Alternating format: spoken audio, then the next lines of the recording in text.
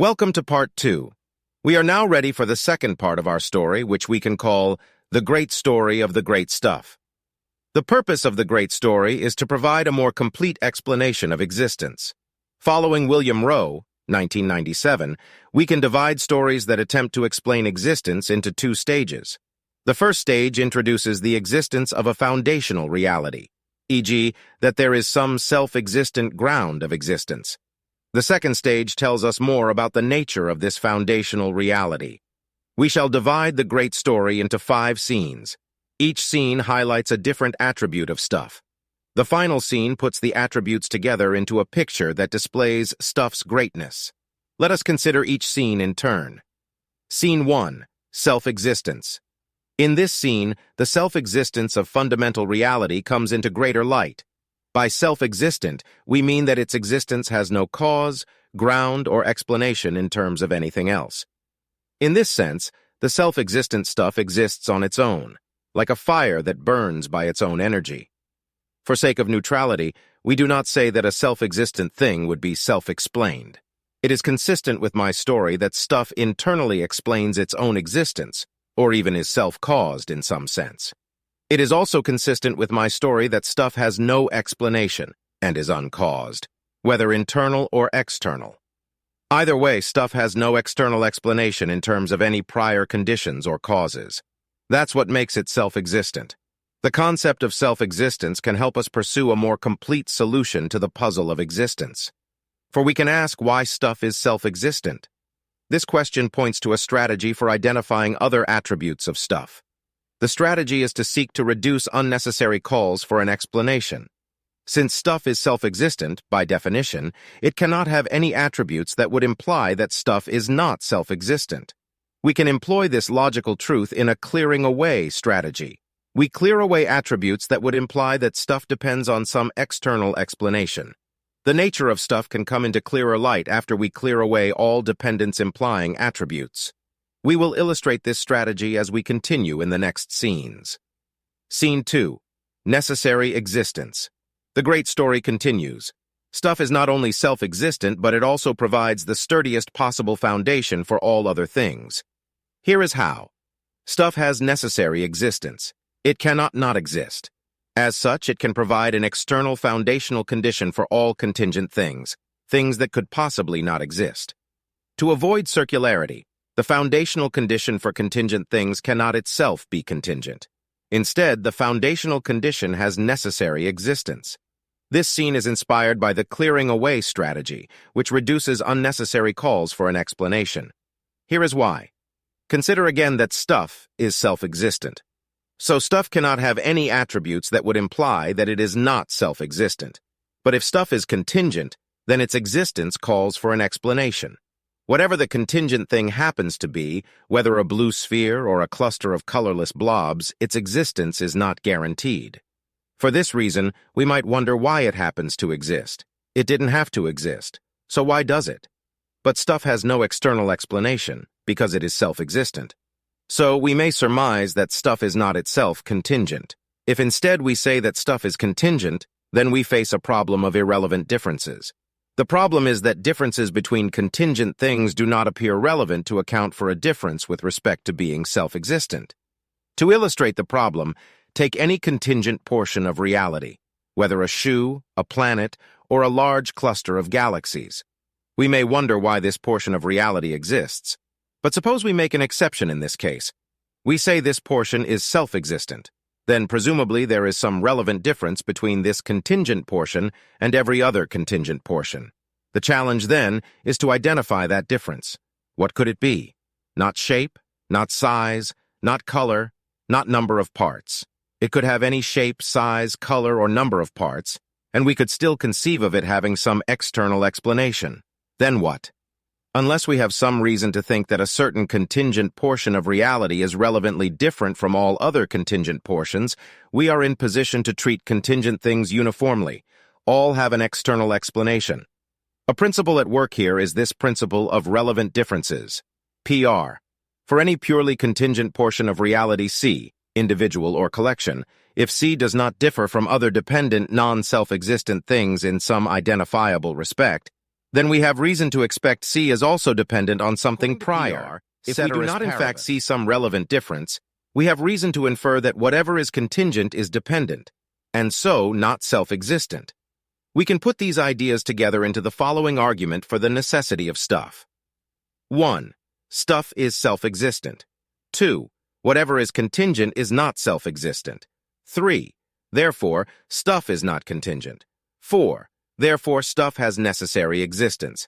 As we have seen, the seed motivation for both, 1 and 2, is a general expectation of an explanation. Explain things as far as one can. This seed sprouts into the explanatory principles, PE and PR, which invite us to explain dependent, contingent portions of reality, individuals and collections, in terms of a non-dependent, non-contingent foundation.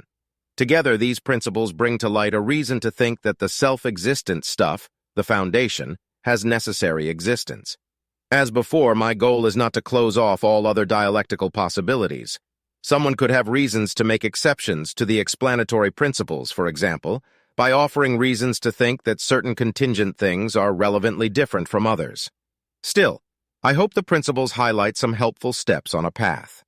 By clearing away contingency from our theory of the foundational stuff, we remove a certain call for an explanation and provide a deeper explanation of contingent existence. If these considerations are on the right track, then we have at least some reason to clear away contingency from the nature of stuff. To review, the reason is this. Contingent things, big and small, call for a further explanation. Stuff has no further explanation. It is self-existent. For this reason, we can clear away an unnecessary call for a further explanation if we clear away contingency from stuff. The result is that stuff has necessary existence. Scene 3. Lacking arbitrary limits. As I argue in Rasmussen 2019, we can extend this reasoning by clearing away other attributes that call for an explanation, including arbitrary limits. This idea inspires me to add the following piece to the story. Stuff lacks arbitrary, that is, unexplained, limits, boundaries, or finite parameters that would call for a further explanation. Instead, stuff is fundamentally non-limited. The structure of reasoning here is the same as before. 1. Stuff is self-existent. 2. Limits, non-maximal quantities or degrees, are not self-existent. 3. Therefore, stuff's attributes do not include fundamental limits. Again, the motivation for 2 is the general expectation of an explanation. We can break this expectation if we can identify a relevant difference between one limit and other limits. For example, if we can see that having 5 sides would call explanation, while having 6 sides would call for no explanation, then we can see that the difference between being 5-sided and being 6-sided is a relevant difference. If instead we see no relevant difference between limits, then we are in position to explain all limits as far as we can, ultimately in terms of something that has no fundamental limits. To be clear, this argument does not rule out non-fundamental limits or parameters. For example, the argument leaves open the possibility that stuff could take on or cause itself to experience certain limited forms, or to sprout various personas in various states. Note also that merely removing limits does not by itself remove every possible call for an explanation.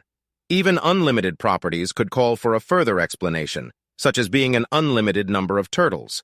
Hence, the story is not over. I will suggest how to remove all calls for an explanation in the final scene. Scene 4. Being great. The next scene is short and sweet. Stuff is great. By great, I mean that it has some quality that entails some value. For neutrality, I leave open a range of analyses of value. A realist may interpret value as expressing irreducibly positive attributes, like beauty, love, goodness, knowledge, and so on.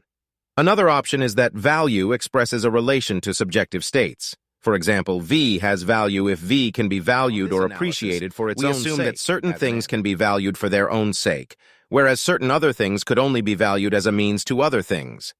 Others may prefer a third option. Replace my talk of value with talk of causal capacity. Then to say that stuff is great is to say, minimally, that stuff has great causal capacity. This is a backup version of the great story for those who are value nihilists.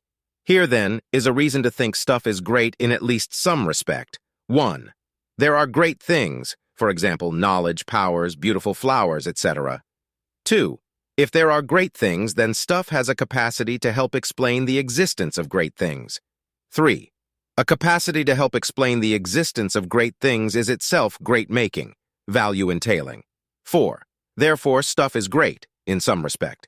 Scene 5. Perfection. The final scene in the great story resolves a tension that builds from previous scenes. The tension climaxes in a battle between these two characters. I, the self-existent stuff, and 2, the force of expectation of an explanation. How can these characters coexist? Here is our answer. Stuff has a nature that resists the force of expectation of an explanation. This nature is special, for it is relevantly different from all natures of all dependent things. It is relevantly different in 2 ways. First, stuff's nature precludes attributes that call for a further explanation. It precludes contingency, quantities, limits, colors, and any other attribute that is not identifiably relevantly different from dependent things. Second, stuff's nature calls for no further explanation in virtue of entailing perfection. In this final scene, stuff resists the force of expectation of an explanation by being perfect. To appreciate this scene, it will help to say more about what we mean by perfect. We have in mind an Anselmian-inspired concept. A perfect thing is the greatest kind of thing that there could conceivably be, or such that no greater could be conceived. There are different ways to unpack this concept. In this context, we work with a minimal interpretation. The greatest kind of thing is something that is great without arbitrary, unexplained limit. As such, it lacks any basic attribute that entails some particular limit, and it has greatness. On this account, perfection makes the difference. For if stuff is supremely great, that is perfect, then its greatness explains why it must be fundamental. Only a fundamental thing could be the greatest kind of thing. Anything less, one might argue, would have an arbitrary limit in greatness that calls for further explanation in terms of something prior, and so could not be fundamental. We can summarize these considerations into an argument for the great story. 1. Whatever is less than perfect is explicable in terms of something more fundamental. 2. Nothing is more fundamental than the most fundamental reality, stuff. 3. Therefore, the most fundamental reality is perfect.